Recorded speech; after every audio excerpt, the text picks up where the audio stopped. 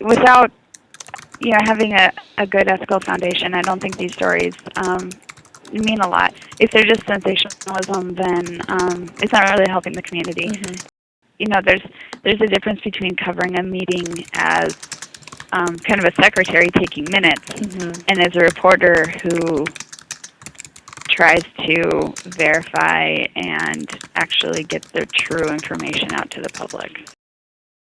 And I think it's our job as reporters to give the public as much information as we can get on anything, because we're not really doing our job if we just let people talk.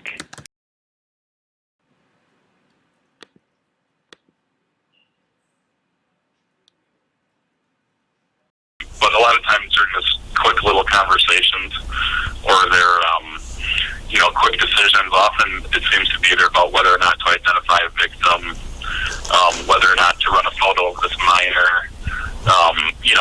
It comes up a lot. I mean, I would say pretty regularly, but a lot of times and then you have the occasional big ones, where they're like, okay, we need to seriously talk, shut the door and have a meeting about this kind of ethical decisions.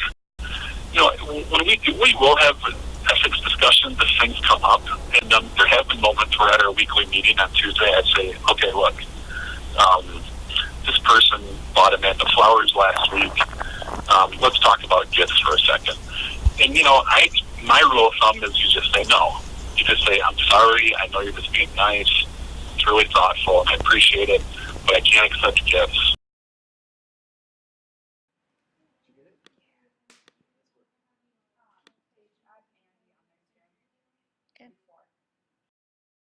Well, a reporter can not name someone and keep their privacy, but if I photograph someone, part of them is technically identifiable and could be more easily traced back to a source. Even if you just don't include their face, but say the back of their head, they can maybe recognize, oh, I know that code, or I know that guy.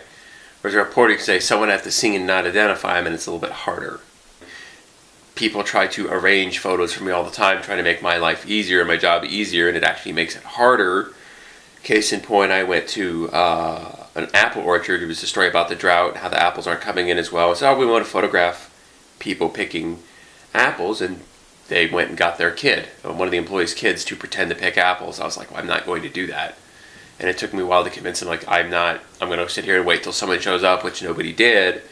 So we had a photo of just apples on trees and no people involved, and that's one of those ethics. You don't want to lie to them and say, like, you found this situation. It's going to come back to bite me in the ass when people are like, hey, that's so-and-so's kid, she works there.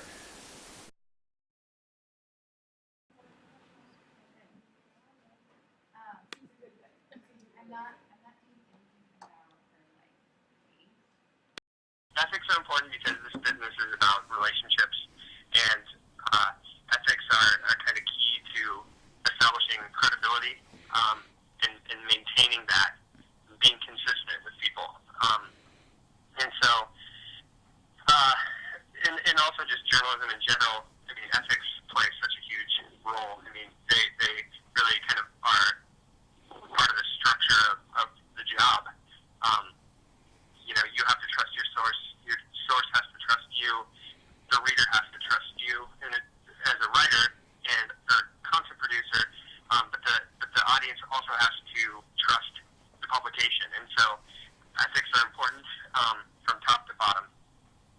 It's just important too that the community doesn't get this idea that we believe we are